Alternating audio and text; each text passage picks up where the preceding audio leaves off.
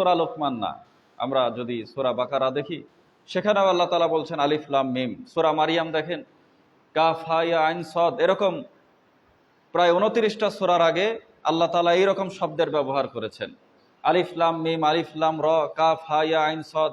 অনেকের মনে প্রশ্ন আসতে পারে যেই অক্ষরগুলা দিয়ে আল্লাহ কি বোঝাতে চেয়েছেন, কারণ এর তো কোনো অর্থ হয় না। তো আসলেই তাই কোরআন হাদিসে এর কোনো স্পষ্ট ব্যাখ্যা বা এর কি অর্থ এরকম বলা হয়নি। কিন্তু যদি আমরা আলিফ লাম মিম, আলিফ লাম র এগুলা পড়ি, তবে প্রত্যেকটা হরফের বিনিময়ে আল্লাহ আমাদের 10টি নেকি দান করবেন।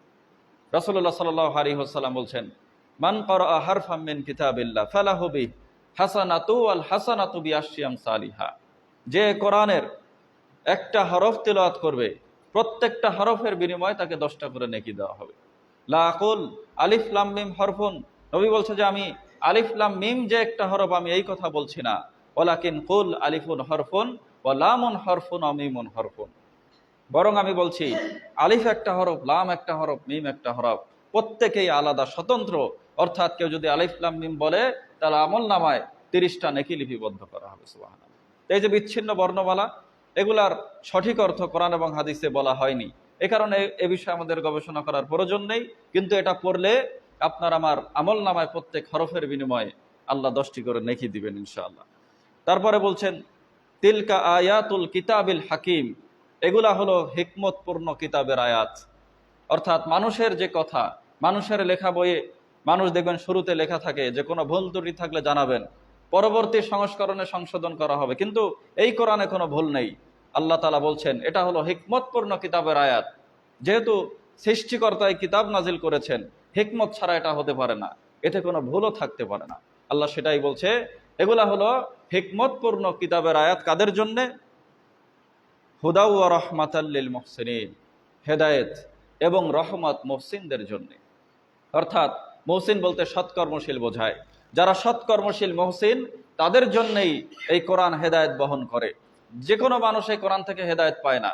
যেরকম যাদের অন্তরে বক্রতা আছে, যারা কোরআনের ভুল খোঁজার জন্য কোরআন পড়ে, যারা রাসূল সাল্লাল্লাহু আলাইহি ওয়াসাল্লামের ভুল খোঁজার জন্য কোরআন পড়ে, এরা কোরআন থেকে হেদায়েত পায়নি। কিন্তু মক্কার অনেক কাফের মুশরিক রয়েছে যাদের অন্তর প্রশস্ত ছিল, যারা হককে গ্রহণ করার মন মানসিকতা তাদের ভিতরে ছিল। এই রকম মানুষ যারাই কোরআন পড়েছে তারাই মুসলিম হয়েছে। বর্তমানে যেরকম দেখেন যাদের সত্য গ্রহণ করার ইচ্ছা আছে কিন্তু আহলে হাদিস না, তারা দেখবেন যে গবেষণা করে কিতাবাদি পড়ে তারা একসময় আহলে হাদিস হয়ে যাচ্ছে। অনেকে এরকম আছে, যেমন খুলনার একজন মাওলানা আব্দুর রহিম, উনি বলছিল যে আমি আহলে হাদিসের ভুল ধরার জন্য আমি পড়ালেখা শুরু করি, পরবর্তীতে পড়ে দেখে যে তিনি সারা জীবন যে আমল করেছেন এগুলা কোরআন হাদিসে যার অস্তিত্ব খুঁজে পাওয়া যায় না, এরকম বহু আমল, অতঃপর তিনি এই আকীদা গ্রহণ করেছেন। তো কোরআনও এরকম, আপনি যদি বক্রতা ছাড়া পড়েন, পৃথিবীর যে কোনো মানুষ ভুল ধরার উদ্দেশ্যে নয়, হেদায়েত লাভের উদ্দেশ্যে যদি এই কোরআন পড়ে, তাহলে অবশ্যই এই কোরআন থেকে সে হেদায়েত প্রাপ্ত হবে।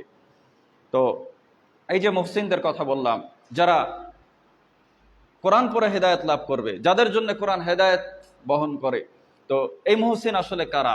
আমরা মনে করি যে আমরা সকলেই মুসলিম বা সবাই মুহসিন, মুসলিম নাম আছে আমাদের, সুন্নতে খাতনা দেওয়া হয়েছে, মুসলিম পরিবারে জন্মগ্রহণ করেছি, এ কারণে আমরা নিজেদেরকে মুসলিম মনে করি, মুহসিন মনে করি। কিন্তু আল্লাহ তাআলা তাদের কিছু গুণাবলী কোরআনে বর্ণনা করেছেন, যেই গুণাবলী যাদের মধ্যে থাকে তারাই হলো প্রকৃত মুহসিন। আল্লাহ তাআলা বলছেন আল্লাযীনা ইউকিমুনাস সালাত, মুহসিন হলো তারা যারা সালাত আদায় করে, সালাত কায়েম করে, ওয়া ইউতুনাজ যাকাত, এবং তারা যাকাত দেয়, ওয়াহুম বিল আখিরাতি হুম ইউকিনুন, এবং আখিরাতে তারা নিশ্চিত বিশ্বাসী, কোনো সন্দেহের অবকাশ তাদের ভিতরে থাকে না। 3টা পয়েন্ট আল্লাহ সুবহানাহু ওয়া তাআলা বলছেন যে প্রথমত মুহসিন হলো তারা যারা সালাত আদায় করে। তো আজকে দেখেন যে অধিকাংশ মানুষ কিন্তু সালাত আদায় করে না। আমাদেরকে বলা হয় যে 90% মুসলিমের দেশ, 92, 95 অনেকে এরকম বলে, অধিকাংশ মানুষই আপনার সালাত আদায় করে না। যেমনটা আপনার জুমার দিন হয়তো একটু বেশি মুসল্লি দেখা যায়, অন্যান্য সময় আপনি মসজিদে লোকই দেখবেন না। অথচ দেখেন যে খেলাধুলা হোক, কনসার্ট হোক, সেখানে মানুষ ভর্তি থাকে। অথচ রাসূল সাল্লাল্লাহু আলাইহি ওয়াসাল্লাম বলেছেন কাফের এবং মুসলিম, যে ব্যক্তি কাফের আর যে মুসলিম, এই দুইজনের ভিতরে যেই জিনিসটা পার্থক্য জুড়ে দেয় সেটাই হলো সালাত। এমনকি দ্বীন ইসলামের যে 5টা স্তম্ভ, অর্থাৎ এই যে মসজিদটা চারপাশে আপনার স্তম্ভ দেওয়া হয়েছে, তার উপরে তো 7টা দাঁড়িয়ে আছে। তো একজন মুসলমান যে মুসলিম, কিসের উপরে সে মুসলমান? তার 5টার ভিতর একটা হলো ওয়াকিমুস সালাত, তারা সালাত কায়েম করবে। সম্মানিত সুধী, এবং কিয়ামতের দিন বিশ্বনবী সাল্লাল্লাহু আলাইহি ওয়াসাল্লাম বলছে সবার প্রথমে এই সালাতের হিসেব নেওয়া হবে আপনার আমার কাছ থেকে। যদি সালাতের হিসেব ঠিকঠাক আমরা না দিতে পারি, সমস্ত আমল বরবাদ হয়ে যাবে। কেননা যেই ব্যক্তি পৃথিবীতে বেনামাজি, তার দ্বারা পাপ কাজ হবে, এটা অবধারিত। আর সালাত মানুষকে অশ্লীল কাজ থেকে বিরত রাখে। হাজিরিন, তো এই কারণে রাসূল সাল্লাল্লাহু আলাইহি ওয়াসাল্লাম সালাত ত্যাগকারীকে কুফরি বলেছেন। এমনকি হাদিসে এসেছে সাহাবীরাও তৎকালীন সময়ে অন্য কোনো আমল ত্যাগ করাকে কুফরি মনে করতেন না, কিন্তু কেউ যদি সালাত আদায় না করতো, মনে করতো এই লোকটা কাফের। কেননা তৎকালীন সময় মুনাফিক যারা, জাহান্নামের সবার নিচে যারা, যাদের অবস্থান হবে, এই মানুষরা সালাত আদায় করত, কিন্তু শিথিলতার সাথে আদায় করত, মানুষকে দেখানোর জন্য করত। এশা এবং ফজরের নামাজ তাদের জন্য কঠিন ছিল, অন্য সালাতে তারা উপস্থিত হতো, তারপরও মুনাফিকদেরকে মসজিদে পাওয়া যেত, দেখা যেত যে মুনাফিকরাও সালাত আদায় করে। কিন্তু বর্তমান দেখেন অধিকাংশ মুসলমান মুনাফিকের থেকেও খারাপ হয়ে গেছে, মসজিদ মুখী তারা হয় না। জুমার দিন একটা দিন সালাত আদায় করে মুসলিম থাকা যায় না। এই বিষয়ে বড় বড় ওলামাদের ফতোয়া রয়েছে। যেই ব্যক্তি 5 ওয়াক্ত সালাত সঠিক সময় সঠিক পদ্ধতিতে পড়বে, সেই সালাতের হক আদায় করতে পারবে। এবং এটা হলো মুহসিনদের একটি গুণাবলী। 2 নম্বরে মুহসিনদের আরেকটি গুণাবলী ওয়ায়ুতুনা যাকাত, তারা যাকাত দেয়। এটা আরো কঠিন। দেখবেন যে 90-92-এর ধরেন যে 5-7 জন সালাত আদায়ী রয়েছে আমাদের দেশে, এই 5-7 জনের ভিতরে আবার দেখা গেল অর্ধেকের বেশি যাকাত আদায় করে না। যেটা আপনি সহজেই বুঝতে পারবেন, গবেষণার প্রয়োজন নেই। বাংলাদেশে ধনাঢ্য মানুষের সংখ্যার অভাব নেই, এরপরও দেখেন ধনী দরিদ্রের বিশাল বৈষম্য। এই বৈষম্যের কারণ মূলত যে মানুষ তার সম্পদের হক আদায় করছে না। 90% মুসলমানের দেশে যারা যাকাত ফরজ হয়েছে, এরা যদি সময় মতো তাদের যাকাতটা দিত, তাহলে ধনী দরিদ্রের এই বৈষম্য বিলুপ্ত হয়ে যেত। মানুষ মনে করে যে সারা জীবন ইনকাম করলাম, 10 লক্ষ টাকা আমার অ্যাকাউন্টে রয়েছে, এখান থেকে আমি 25,000 টাকা আমি মানুষকে দিয়ে দেবো। এটা তার কলিজাটা ছিঁড়ে যায়। মনে করে যে এত কষ্টের টাকা, এটা আমি কিভাবে মানুষকে বিলি করে দেই। কিন্তু মনে রাখবেন, এই সম্পদের যে যাকাতটা আপনি বের করছেন, আপনার সম্পদকে ওই যাকাত পবিত্র করে দিবে। আর এই যে সম্পদ আপনার, এই সম্পদ আপনার নিজের অর্জিত নয়, আল্লাহ আপনাকে তৌফিক দিয়েছে বিধায় এই সম্পদ আপনি অর্জন করতে পেরেছেন, নতুবা এই সম্পদ আপনার পক্ষে অর্জন করা সম্ভব ছিল না। অনেক বোকা মানুষ আছে যারা দেখবেন প্রতিদিন 2-5 হাজার টাকা ব্যবসা করছে। অনেক চালাক মানুষ দেখবেন যে তাদের 200-400 টাকা ইনকাম করতে পারছে না। তো এই সম্পদ আল্লাহর দান, আর তিনি বলেছেন তার সম্পদ থেকে দরিদ্র মানুষদেরকে বছরে একবার, মাসে একবার নয়, বছরে একবার মাত্র 2.5% হারে মানুষকে যাকাত দিতে। তো একজন নবীর কাছে এসেছেন, এসে বলছেন যে ইয়া রাসূলুল্লাহ, আর আইতা ইদা আদ্দা রাজুলুন যাকাতা মালিহি। এসে বলছে যে ইয়া রাসূলুল্লাহ, যে কেউ যদি তার মালের যাকাত দেয়, সম্পদের যাকাত দেয়, তাহলে হবেটা কি?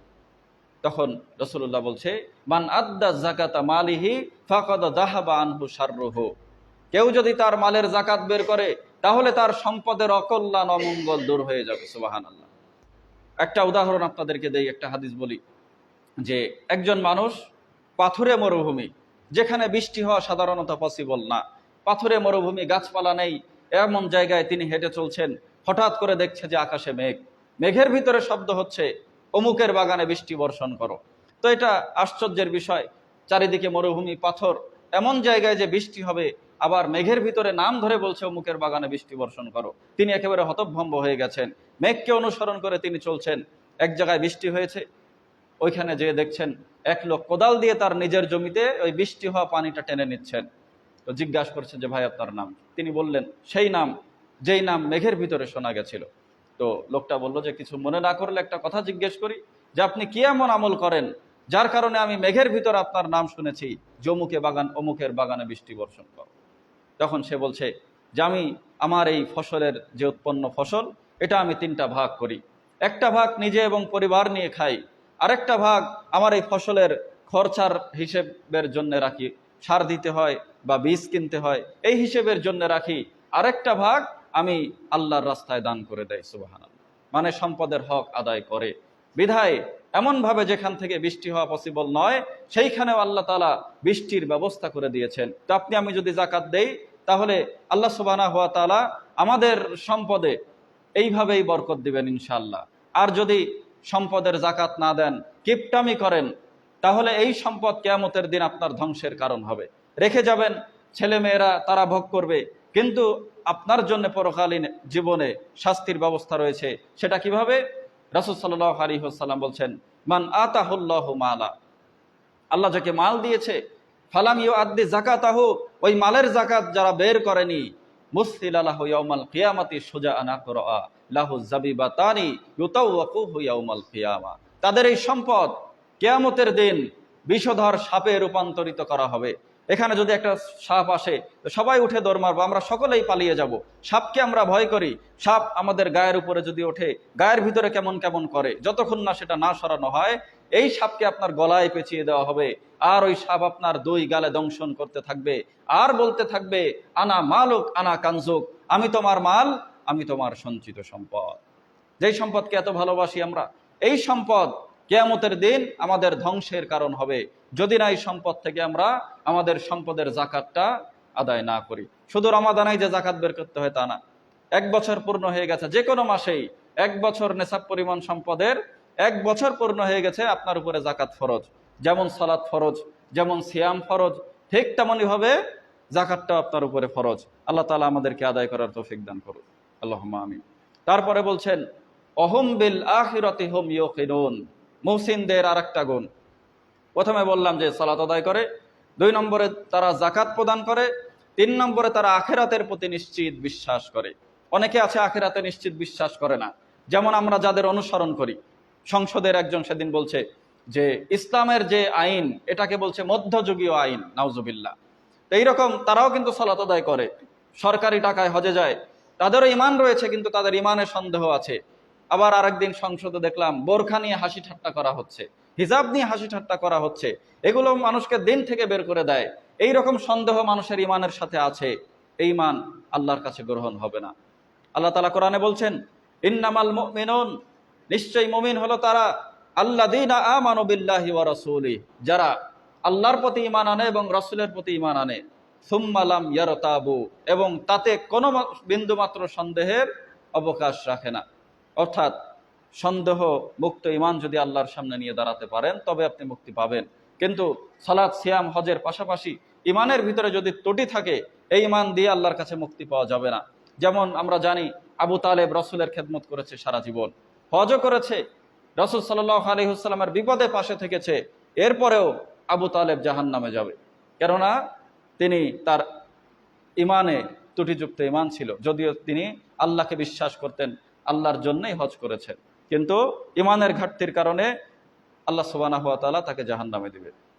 তো 5 নম্বর আয়াতে আল্লাহ তাআলা বলছেন উলাইকা আলা হুদাম মির রাব্বিহিম ওয়া উলাইকা হুমুল মুফলিহুন, যারা সালাত আদায় করে, যাকাত দেয়, সন্দেহ মুক্ত ঈমান নিয়ে যারা আল্লাহর সামনে দাঁড়াবে, এরাই হলো উলাইকা আলা হুদাম মির রাব্বিহিম, এরা আল্লাহর হেদায়েতের উপর রয়েছে, ওয়া উলাইকা হুমুল মুফলিহুন, এবং এরাই হলো সফলকাম।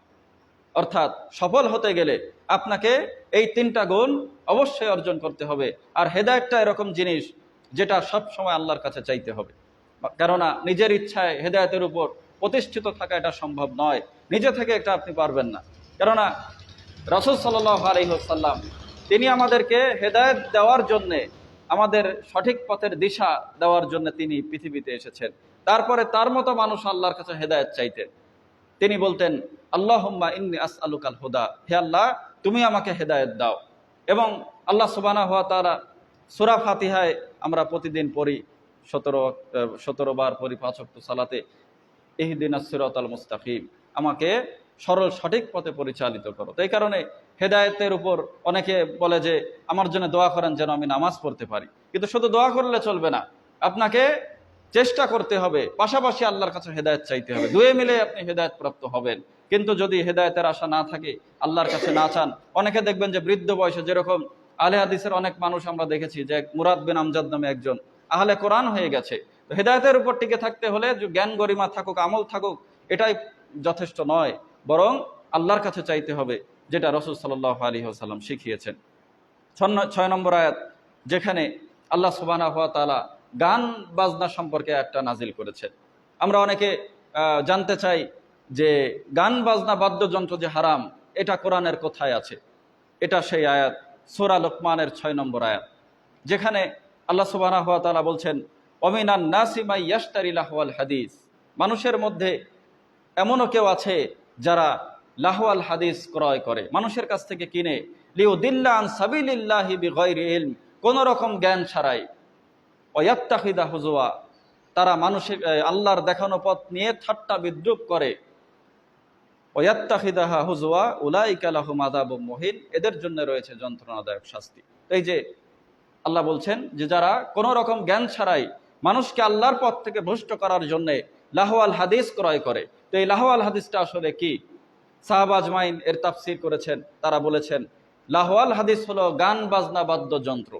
এছাড়াও অন্যান্য ওলামাগণ বলছে যে আল্লাহর স্মরণ থেকে যেই জিনিসটা মানুষকে দূরে রেখে, মানে যেই জিনিস মানুষকে আল্লাহর স্মরণ থেকে দূরে ঠেলে দেয়, সেটাই হলো লাহওয়াল হাদিস। হতে পারে ক্রিকেট খেলা লাহওয়াল হাদিস, 5 দিন ধরে আপনি একটা টেস্ট খেলা দেখছেন, এটা লাহওয়াল হাদিস। আপনি ওয়ানডে খেলা দেখছেন, ফুটবল দেখছেন 90 মিনিট, সালাত আদায় করছেন না, এটাও লাহওয়াল হাদিস। আপনি অশ্লীল উপন্যাস পড়ছেন, এটাও লাহওয়াল হাদিস। অশ্লীল কবিতা পড়ছেন, এটাও লাহওয়াল হাদিস। গান বাজনা শুনছেন, এইগুলাও লাহওয়াল হাদিস। কিন্তু বর্তমান সময়ে দেখবেন যে মানুষ এই গান বাজনা সম্পর্কে এতটা উদাসীন হয়ে গেছে। আপনারা যারা ফেসবুক চালান দেখবেন যে অনেক সময় দেখি যে মিজানুর রহমান আজহারের ওয়াজ হচ্ছে, মাঝখানে একটা বাঁশির সুর দিয়ে দিয়েছে। যারা ফোন চালান আপনারা জানেন, এমনকি কোরআন তেলাওয়াতের আগে পিছনে মিউজিক দিয়ে দিয়েছে। বাচ্চাদের আলিফ বা তাসা এরকম একটা অ্যাপস আছে, ওর ভিতরেও মিউজিক ঢুকিয়ে দিয়েছে। মানে মিউজিককে মানুষ এখন আর হারাম মনে করছে না। যে কোনো জায়গায় আপনি দেখবেন ইসলামী গজল, সেখানেও আপনি এখন দেখবেন বাদ্যযন্ত্র, মিউজিক, বাঁশির সুর এগুলো অ্যাড করে দেওয়া হচ্ছে। এই কারণে নবীজি সাল্লাল্লাহু আলাইহি ওয়াসাল্লাম ভবিষ্যৎবাণী করছেন যে লায়াকুনান্না মিন উম্মতি আকওয়ামুন, যে অবশ্যই আমার পরে এমন উম্মতের আবির্ভাব ঘটবে, ইয়াস্তাহিল্লুনাল হিরা ওয়াল হারির ওয়াল খামরা ওয়াল মাআজিফ, যারা জেনাকে হালাল মনে করবে, রেশমকে হালাল মনে করবে, যারা হালাল মনে করবে বাদ্যযন্ত্রকে এবং মাদককে, অথচ আল্লাহ সুবহানাহু ওয়া তাআলা এগুলোকে হারাম ঘোষণা করেছেন। দেখেন যে অনেকের মুসলিম পরিবারে তবলা দেখা যায়, গিটার দেখা যায়, বাচ্চাদেরকে গানের স্কুলে পাঠানো হয়, মুসলিম পরিবারের মানুষ তাদের সন্তানকে গান বাজনা শেখাচ্ছে। অথচ একটা ঝনঝনির ব্যাপারে একটা হাদিস এসেছে, সাধারণত দেখবেন যে মানুষের অনেক মেয়ের পায়ে মায়েরা নূপুর পরিয়ে দেয়, ঝনঝনি পরিয়ে দেয়। তো একজন মহিলা আয়েশা রাদিয়াল্লাহু তাআলা আনহার কাছে এসেছেন। তো আসার পরে আয়েশা রাদিয়াল্লাহু তাআলা আনহা যখন তার ঝমঝমের আওয়াজটা শুনলেন, তখন ওই মহিলাকে বলছেন, ওকে নিয়ে তুমি আমার ঘরে ঢুকবে না, কেননা আমি রাসূল সাল্লাল্লাহু আলাইহি ওয়াসাল্লামকে বলতে শুনেছি, লা তাদখুলুল মালাইকাতু বাইতান ফিহি আজরাস, সেই ঘরে ফেরেশতা প্রবেশ করে না যেখানে বাদ্যযন্ত্র থাকে। সামান্য নূপুরের বেলায় পায়ে যারা দেখবেন যে অনেক মুসলিম পরিবারে এরকম আছে যে আপনার বালেগ মেয়েদেরকে নূপুর পরিয়ে দেয়, বাচ্চাদেরকে নূপুর পরিয়ে দেয়। অনেকে আছে যে বড় বড় ঘন্টা বাড়িতে রাখে, বাচ্চাদেরকে খেলনার গিটার কিনে দিচ্ছে। তো বিশ্বনবী বলছেন সেই ঘরে ফেরেশতাই ঢুকে না যেই ঘরে বাদ্যযন্ত্র থাকে। এমনকি সাধারণ পায়ে সাধারণ একটা নূপুর থাকার কারণে রাসূল সাল্লাল্লাহু আলাইহি ওয়াসাল্লাম ওই মহিলাকে নিষেধ করে দিলেন যে এই নূপুরওয়ালা বাচ্চাকে নিয়ে তুমি আমার ঘরে ঢুকবে না।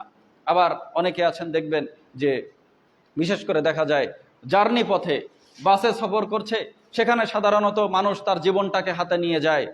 রানিং পথ, যে কোনো সময় মৃত্যু এসে যেতে পারে। এই জায়গাও দেখবেন যে আল্লাহর নাফরমানি, 2 কানে হেডফোন দিয়ে গান শুনতে শুনতে সফর করে। অনেকে আছে বাড়ি জুমার দিন সকালবেলা জোরে বাদ্যযন্ত্র বাজায়। অনেক গাড়িতে দেখবেন যে সামনে লেখা নামাজ কায়েম করেন, লা ইলাহা ইল্লাল্লাহ লেখা, সকালবেলা কোরআন তেলাওয়াত, একটু পরে গাড়ি যখন 2-20 কিলো চলে যায় তারপরে গান ছেড়ে দিচ্ছে। অথচ রাসূল সাল্লাল্লাহু আলাইহি ওয়াসাল্লাম গান শুনে কানে আঙুল দিতেন যতক্ষণ না সেই জায়গা তিনি অতিক্রম ক্রস করতেন। রাসূল সাল্লাল্লাহু আলাইহি ওয়াসাল্লাম একটা সফরে যাচ্ছেন, আব্দুল্লাহ ইবনে উমর রাদিয়াল্লাহু তাআলা আনহু তার সফর সঙ্গী। হঠাৎ করে এরকম বাদ্যযন্ত্র শোনা যাচ্ছে, রাসূলুল্লাহ কানে আঙুল দিয়ে সেই পথ অতিক্রম করেছেন। বহুদূর যাওয়ার পরে আব্দুল্লাহ ইবনে উমরকে বলছেন যে উমর, আব্দুল্লাহ তুমি কি গান বাজনার শব্দ, এই বাদ্যযন্ত্রের শব্দ শুনছো কিনা? সে যখন গ্রিন সিগন্যাল দিয়েছে যে না এখন আর শোনা যাচ্ছে না, এরপরে রাসূল সাল্লাল্লাহু আলাইহি ওয়াসাল্লাম তার কান থেকে আঙুল সরিয়েছেন।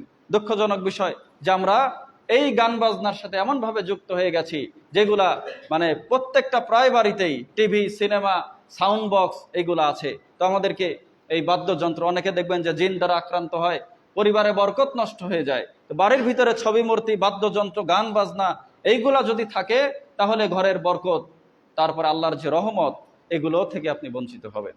হাজিরিন, তারপরে 7 নম্বর আয়াতে আল্লাহ সুবহানাহু ওয়া তাআলা বলছেন, ওয়াইদা তুতলা আলাইহি আয়াতুনা ওয়াল্লা মুস্তাকবিরান কাআল্লাম ইয়াসমাহা।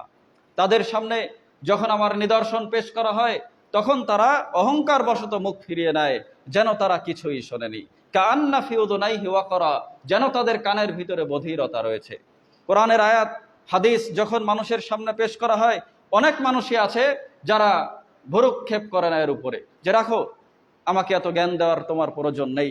একজন গান শুনছে, আপনি যখন তার কাছে যাবেন, এই যে দেখেন যে খেলাধুলা চলছে, ভোর রাত্রে উঠে বিশাল বড় বড় বাঁশি, আমাদের শহরে ঘুমানো যায় না রাত্রিবেলা। যেদিন আর্জেন্টিনা ব্রাজিলের খেলা থাকে, রাত্রে ওই দিন ঘুমানো যায় না, রাস্তা ব্লক করে বিশাল বড় পর্দাটা নিয়ে তারপর খেলা দেখে।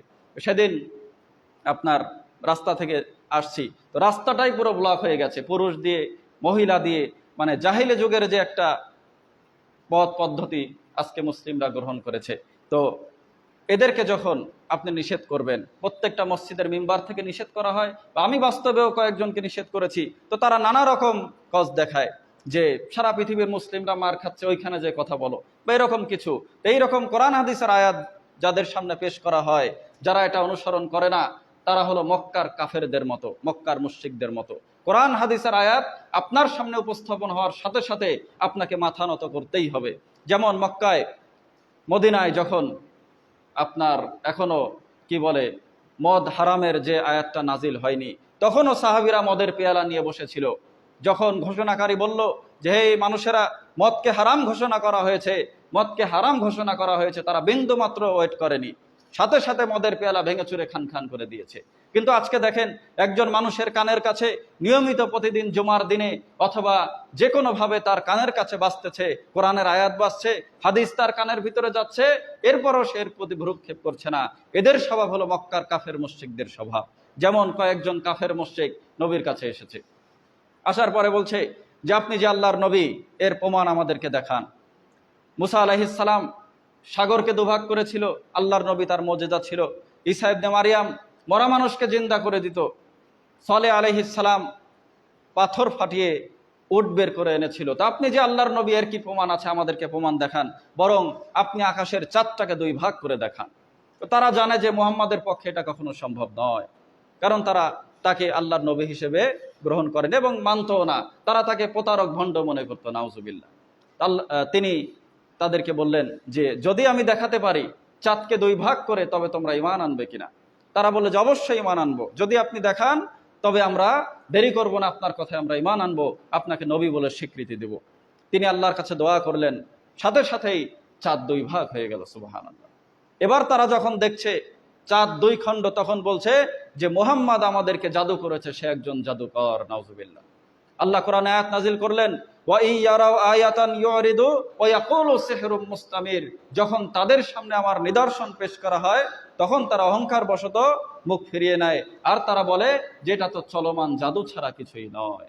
এইরকম এই সমস্ত মানুষের উদাহরণ, যাদের সামনে কোরআন হাদিসের আয়াত পেশ করার পরেও মুখ ফিরিয়ে নেয়, সেটাকে গ্রহণ করে না। তারপরে 8 নম্বর আয়াতে আল্লাহ তাআলা বলছেন, ইন্নাল্লাযীনা আমানু ওয়া আমিলুস সলিহাতি লাহুম জান্নাতুন নাঈম। যারা ঈমান আনে, সৎ কাজ করে, তাদের জন্য রয়েছে জান্নাতুন নাঈম। গুরুত্বপূর্ণ বিষয়, ঈমান আনার পরে আপনাকে সৎ কাজ করতে হবে। বলছেন যে আমি মুসলমান, আমার অন্তর ঠিক আছে, আমি নামাজ পড়ি না, আমার ঈমান ঠিক আছে, এটা হতে পারে না। ঈমান আনার পরে আপনাকে সৎ কাজ করতেই হবে। আপনি বলছেন যে আমার অন্তর একেবারে পরিষ্কার, এই কারণে আমি পর্দা করি না, আমার মনে কোনো দোষ নেই। রাসূল সাল্লাল্লাহু আলাইহি সাল্লামের স্ত্রীরা, তাদের অন্তর কি পরিষ্কার পরিচ্ছন্ন ছিল না? এরপরেও তারা পর্দা করেছেন। অর্থাৎ যারা ঈমান আনে এবং সৎ কাজ করে, ঈমান আনার পরে আপনাকে সৎ কাজ করতে হবে। অনেকে বলে কালেমা যেহেতু পড়েছি, একদিন না একদিন আমি জান্নাতে যাব। এটা সম্ভব নয়, কেননা ঈমানের সংজ্ঞা যেটা হলো সেটা এসেছে আল ঈমানু হুয়া, ঈমানটা হলো আত তাসদীকু বিল জিনান, অন্তরে আপনাকে বিশ্বাস করতে হবে। ইসলামের যে বিধিবিধান, ইসলামের স্তম্ভ, রুকন, এগুলা সব অন্তরে বিশ্বাস করতে হবে। ওয়াল আমালু বিল আরকান, কাজে বাস্তবায়ন করতে হবে। ইকরারু বিল লিসান, এবং মুখে স্বীকৃতি দিতে হবে। এই 3টা মিলে আপনার ঈমান পরিপূর্ণ হবে। কিন্তু যদি শুধু মুখে স্বীকৃতি দেন, অথবা অন্তরে বিশ্বাস করেন না, এটা হলো মুনাফিকের আলামত। অন্তরে বিশ্বাস করেন, মুখে স্বীকৃতি দেন না, আমল করেন না, এটা হলো মুরজিয়াদের আলামত। সুতরাং ঈমান আনার পরে অবশ্যই আপনাকে সৎকর্ম করতে হবে। যদি করেন লাহুম জান্নাতুন নাঈম, এর পরেই আপনাকে দেওয়া হবে জান্নাতুন নাঈম। ঈমান আনবেন, সৎ কাজ করবেন, এর বিনিময়ে আল্লাহ আপনাকে জান্নাতুন নাঈম দিবেন। যেহেতু জান্নাতের আলোচনা নেই আজকে, একটা হাদিস আপনাদেরকে বলি যে এই জান্নাতটা এত সুন্দর যে আল্লাহ সুবহানাহু ওয়া তাআলা নিজে বলছেন আ'দাদতু লিইবাদিস সালিহিন, সেখানে আমি আমার সৎকর্মশীল বান্দাদের জন্য এমন কিছু প্রস্তুত করে রেখেছি, মা লা আইনুর রাআত, যা কোনো চোখ দেখেনি, ওয়ালা উযুনুন সামিআত, যা কোনো কানও শোনেনি, ওয়ালা খতরা আলা কলবি বাশার, কোনো হৃদয় সেটা কল্পনা করেও আয়ত্তে আনতে পারবে না। জান্নাতের সৌন্দর্য নাজ নিয়ামত এত সুন্দর। আপনার পৃথিবীতে অনেক না পাওয়া থাকতে পারে, প্রত্যেকটা মানুষেরই পৃথিবীতে অভাব অনটন আছে, কোনো কিছু না পাওয়ার বেদনা রয়েছে। রাসূল সাল্লাল্লাহু আলাইহি ওয়াসাল্লাম বলছেন ওই জিনিসও সে যদি জান্নাতে চায় তবে তাকে দেওয়া হবে, তার অন্তর যেটা চাইবে। একজন এসে তৎকালীন তো আপনার গাড়ি ঘোড়ার সময় ছিল না, উট ঘোড়া এগুলা ছিল। তো এক সাহাবী অনেক পছন্দ করে ঘোড়া খুব পছন্দ করে। তো নবীর কাছে এসে বলছে যে ইয়া রাসূলুল্লাহ ইন্নী উহিব্বুল খাইলা আফিল জান্নাতি খাইলুন, রাসূলুল্লাহ আমি তো ঘোড়া ভালোবাসি, তো জান্নাতে আমার জন্য ঘোড়া থাকবে কি? রাসূল সাল্লাল্লাহু আলাইহি ওয়াসাল্লাম বললেন ইন উদখিলতাল জান্নাতা আতিতা বিফারাশিন, তুমি যদি জান্নাতে যাও তাহলে তোমাকে ঘোড়া দেওয়া হবে, মি ইয়াকুতাতিল্লাহি জানাহানি, এই ঘোড়া হবে মুক্তার তৈরি আর তার দুইটা ডানা থাকবে। ফাহুমিলতা আলাইহি সুম্মা তারাবিকা হাইসু শিতা, সে তোমাকে উড়িয়ে নিয়ে যাবে, তুমি যেখানে উড়ে যেতে চাও সেখানে নিয়ে যাবে। সুবহানাল্লাহ। অর্থাৎ ঈমান আনার পরে যারা সৎ কাজ করে, সালাত কায়েম করে, যাকাত দেয়, আখিরাতে নিশ্চিত বিশ্বাস করে, আল্লাহ তাআলা তাদেরকে এই নিয়ামতপূর্ণ জান্নাত দিবেন। সবার শেষে যে ঢুকবে তার জন্যই থাকবে 10টা পৃথিবীর সমান একটা জান্নাত। সুবহানাল্লাহ। তাহলে আগে যারা যাবে তাদের তো আরো বেশি ইনশাআল্লাহ। এরপরে আরো কয়েকটি আয়াত রয়েছে যেগুলো আমি ছেড়ে দিচ্ছি। 12 নম্বর আয়াতে আমি যেই ব্যক্তির নামে সূরাটাই নাজিল হয়েছে লোকমান, এর কিছু বিষয় এসেছে, এটা আলোচনা করব খুতবার দ্বিতীয় অংশে ইনশাআল্লাহ তাআলা। প্রথম অংশের আলোচিত বিষয় আল্লাহ তাআলা আমাদেরকে আমল করার তৌফিক দান করুন। আল্লাহুম্মা আমিন। ওয়া আখিরু দাওয়ানা আলহামদুলিল্লাহি রাব্বিল আলামিন।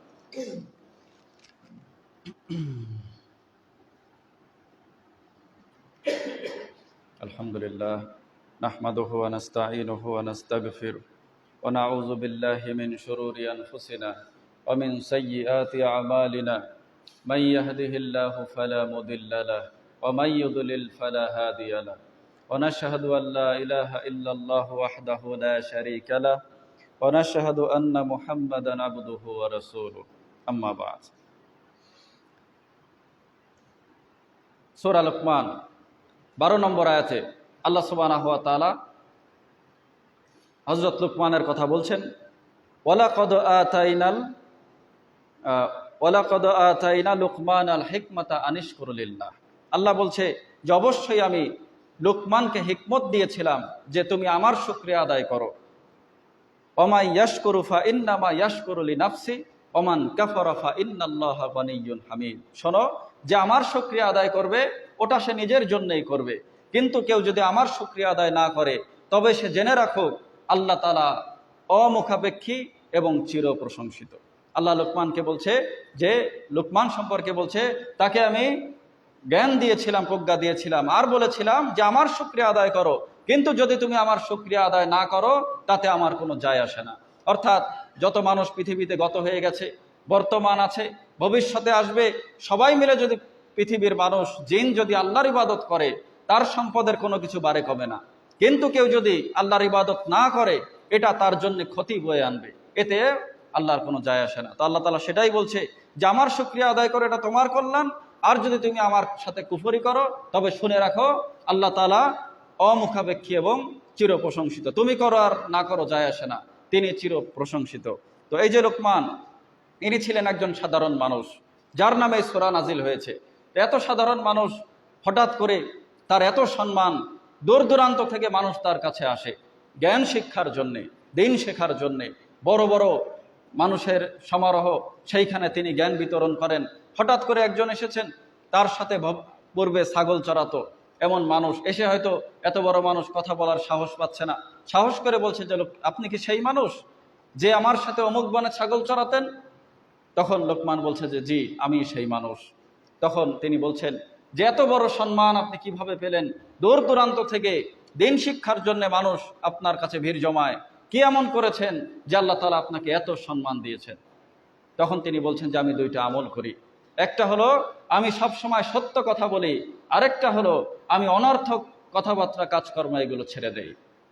অনেক শুনতে অনেক ছোট দেখা যায়, কিন্তু এই দুইটা কাজ মানুষের পরিচয় বহন করে, মুমিনের পরিচয় বহন করে।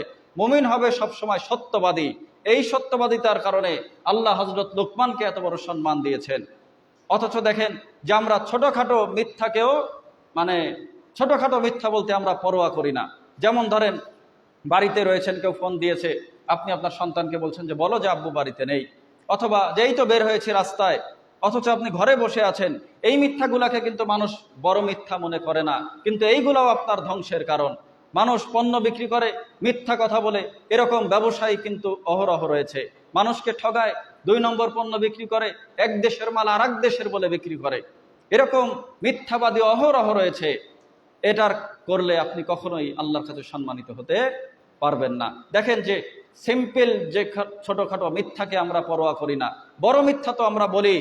আর ছোট মিথ্যা সম্পর্কে বিশ্বনবী বলছে যে কোনো মহিলা তার বাচ্চাকে যদি বলে যে বাবা এই দেখো আসো আমার হাতে কি নিয়ে যাও, ডাকার জন্যে, ধরার জন্যে। বাচ্চারা দেখবেন ছোট বাচ্চা ভাত খেতে চায় না, দৌড়াদৌড়ি করে। অনেক মা এরকম বলে যে এই দেখো দেখো হাতে কি নিয়ে যাও। নবী বলছেন সে যদি বাচ্চাকে এরকম বলে যে নিয়ে যাও, অথচ সে তাকে কিছু দিবে না, তাহলে সেই মহিলা একজন মিথ্যাবাদী মহিলা। সম্মানিত হাজিরিন, এই ব্যাপারে যদি রাসূল সাল্লাল্লাহু আলাইহি ওয়াসাল্লাম এত কড়া কথা বলতে পারেন, তাহলে আমরা যারা অহরহ চলতে ফিরতে মিথ্যার আশ্রয় নেই, মিথ্যা কথা বলি, তাহলে আমাদের কি হতে পারে? বরং এটা আমাদেরকে মুনাফিক হওয়ার দোরগোড়ায় নিয়ে যাবে। কারণ আপনারা জানেন মুনাফিকের আলামত, মুনাফিক মিথ্যা কথা বলে। আয়াতুল মুনাফিকে সালাসুন, হাদিসে এসেছে মুনাফিকের আলামত হলো 3টা। ইদা হাদ্দাসা কাযাবা, যখন সে কথা বলে তখন সে মিথ্যা কথা বলে। সুতরাং আল্লাহর কাছে যদি আমরা সম্মানিত হতে চাই, তাহলে অবশ্যই আমাদেরকে এই সমস্ত মিথ্যা ছলনা পরিত্যাগ করতে হবে। 2 নম্বরে লোকমান আল্লাহর কাছে সম্মানিত হয়েছিলেন, কারণ হলো তিনি অনর্থক কথাবার্তা, অনর্থক কাজ এগুলো পরিহার করে চলতেন। আমরা দেখেন যে অধিকাংশ মুসলমান কোরআনই পড়তে পারে না, এটা বাস্তব কথা, বাস্তব কথা এটা। অধিকাংশ মানুষ কোরআন পড়তে পারে, তার সময়টাই হয় না। অথচ ফুটবল খেলা দেখছে, দেখেন আমি তো বললাম রাত জেগে ফুটবল খেলা দেখছে। এতটা আগ্রহ নিয়ে যদি আপনি এতদিন কোরআন পড়া শিখতেন, অবশ্যই আপনি কোরআন পড়তে পারতেন। আপনি খেলা দেখছেন, মনে রাখবেন হাদিসে এসেছে 5টা জিনিস আল্লাহর কাছে জবাবদিহি করার আগ পর্যন্ত আপনি আপনার পা কিয়ামতের দিন দাঁড়াতে পারবেন না। আপনার সময় আপনি কি কাজে ব্যয় করেছেন? সম্মানিত সুধী, এই যে মূল্যবান সময় আল্লাহ আপনাকে দিয়েছে, আপনি তাদের খেলা দেখে পার করছেন। রাতের বেলা উঠেছেন, অথবা আপনি ক্রিকেট খেলা দেখার জন্য যশোর থেকে আপনার ঢাকাতে চলে যাচ্ছেন। অনেকে বিদেশেও চলে যায় ক্রিকেট খেলা দেখার জন্য। দিন সম্পর্কে এরকম আগ্রহী নয় মানুষ। মদিনা থেকে সিরিয়ার দামেস্কেও সাহাবীরা চলে গেছে একটা হাদিস সংগ্রহ করার জন্য। এই মোবাইলে লক্ষ লক্ষ হাদিস রয়েছে, অ্যাপস রয়েছে, এগুলা খোলার সময় হয় না। খেলার জন্যে, হাসি তামাশার জন্যে, কনসার্টের জন্যে, ক্রিয়া কৌতুকের জন্য মানুষ তার সময়কে ব্যয় করছে। অথচ কিয়ামতের দিন এই সময়ের হিসাব দিবেন, কিভাবে ব্যয় করেছেন, তারপরে আল্লাহর কাছ থেকে আপনার পা নাড়ানো হবে। সম্মানিত সুধী, অনেকে বর্তমান প্রেক্ষাপট অনুযায়ী এটা বলতেই হয়। অনেকে বলেন যে এই যে ফুটবল খেলা, এটা দেখলে আমার কি হবে? দূর থেকে একটু মেসিকে ভালোবাসি তাই আর্জেন্টিনার খেলাটা দেখি, রোনালদোকে ভালোবাসি তাই ব্রাজিলের খেলাটা দেখি, রোনালদোকে ভালোবাসি তাই পর্তুগালের খেলাটা দেখি। এটা কি হবে? একটু ভালোবাসা আর কি। এই ভালোবাসাই আপনাকে জাহান্নামে নিয়ে যাবে। কেননা হাদিসে এসেছে একজন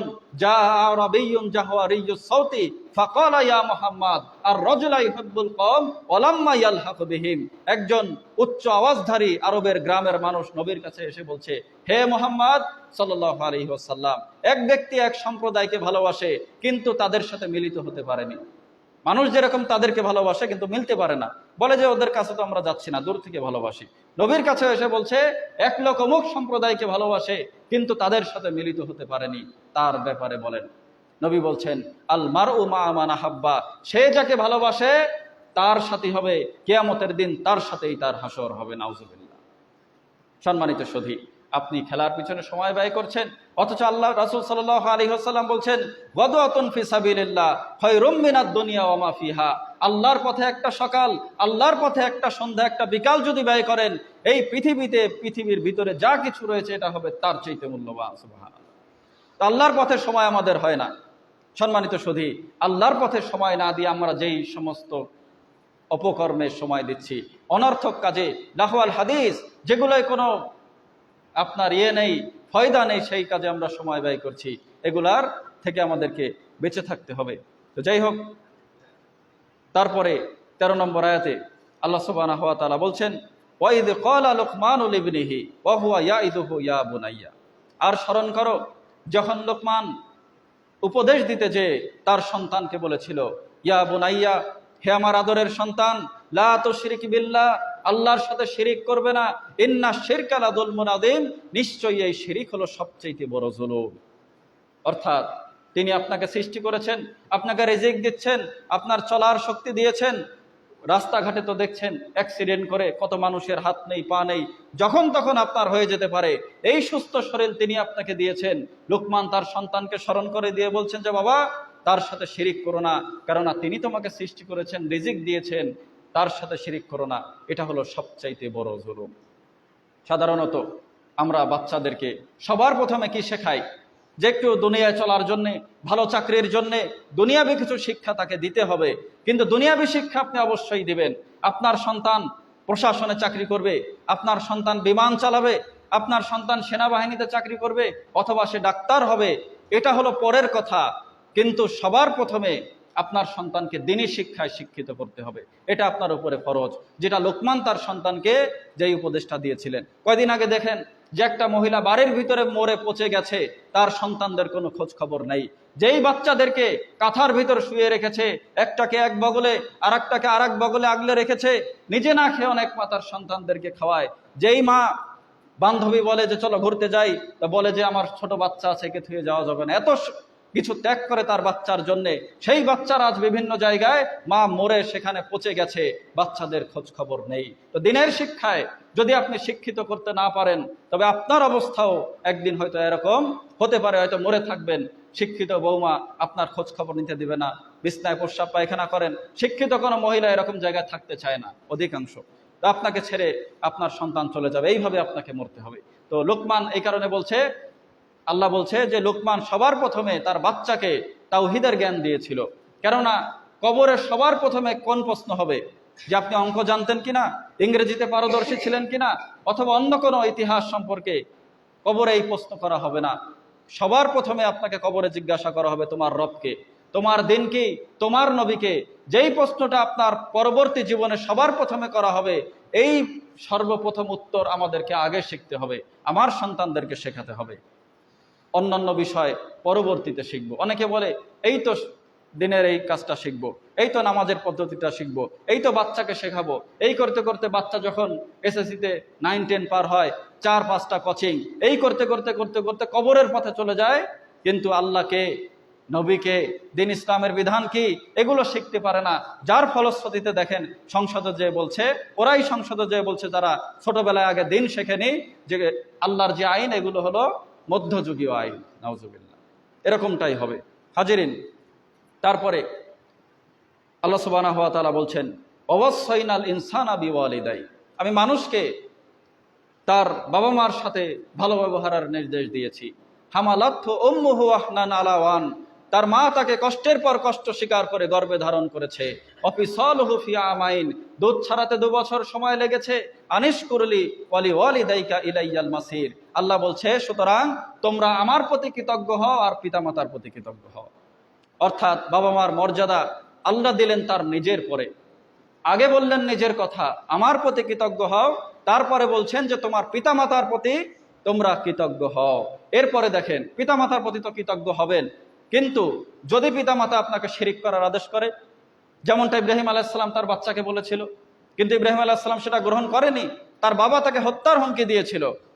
বাবা মা যতই আনুগত্যশীল হোক না কেন, আপনি তাদেরকে ভালোবাসবেন, সদাচরণ করবেন, কিন্তু বাবা মা যদি আপনাকে কোনো খারাপ কাজের নির্দেশ দেয়, সেটা আল্লাহ সুবহানাহু ওয়া তাআলা বলছেন ওটার অনুগত্য চলবে না। 15 নম্বর আয়াতে যেটা বলছেন, ওয়াইন জাহাদাকা আলা আন তুশরিকা বিমা লাইসা লাকা বিহি ইলম, তাদের তো আনুগত্য করবে, কিন্তু সেই বাবা মা যদি তোমাদেরকে শিরিক করার জন্য পিরাপিরি করে, জোর করে, ফালা তুতিহুমা, তবে তাদের অনুসরণ করবে না। দেখেন অবস্থা, যেই বাবা মা আপনাকে গর্ভে ধারণ করেছে সেই বাবা মার থেকেও আপনাকে বেশি ভালোবাসতে হবে আল্লাহ সুবহানাহু ওয়া তাআলাকে, তার রাসূলকে। কেননা আল্লাহই ওই মায়াকে সৃষ্টি করেছে, আপনার মাকে, তার গর্ভ থেকে আপনাকে যিনি দিয়েছেন তিনি হলো সেই আল্লাহ সুবহানাহু ওয়া তাআলা। এই কারণে সবার চাইতে বেশি আপনার ভালোবাসা পাওয়ার, আনুগত্য পাওয়ার হকদার হলো আল্লাহ সুবহানাহু ওয়া তাআলা। যেমনটা একটা হাদিস আপনাদেরকে বলি, সাদ বিন আবু ওয়াকাস রাদিয়াল্লাহু তাআলা আনহু, তো এই ছেলেটা যখন ইসলাম ধর্ম গ্রহণ করেছে, রাসূলের মুখে কোরআনের আয়াত শুনে, রাসূলের কথাবার্তা শুনে তার হৃদয়ে যখন প্রভাব বিস্তার করেছে, তিনি ইসলাম ধর্ম গ্রহণ করেছে। সম্ভবত তার বয়সটা ছিল 17-র মতো। তো তার মা তাকে অনেক ভালোবাসতেন। তার মা যখন শুনলেন যে আমার ছেলে মুহাম্মাদের কথায় কি হলো, ধর্মান্তরিত হয়ে গেল, পথভ্রষ্ট হয়ে গেল, তো তিনি হয়তো ভেবেছিলেন যে আমার পক্ষে তাকে ইসলাম ধর্ম থেকে ফেরানো কঠিন কোনো বিষয় নয়। তিনি তার সন্তানকে বললেন যে সাদ, তুমি যদি এই ধর্ম ত্যাগ না করো যেটা তুমি গ্রহণ করেছো, তাহলে আমি আজ থেকে খাওয়া দাওয়া সব বন্ধ করে দিলাম। যতক্ষণ না তুমি ইসলাম ত্যাগ করবে আমি আর খাওয়া দাওয়া করব না। তখন এই আয়াতটা এনার ক্ষেত্রেই নাজিল হয়েছে। তো একদিন গেছে, 2 দিন গেছে, 3 দিন গেছে, তার মা খাওয়া দাওয়া করছে না।